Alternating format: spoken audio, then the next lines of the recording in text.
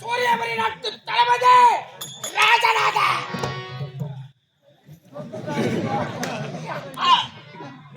கருப்புச்சம்லாம்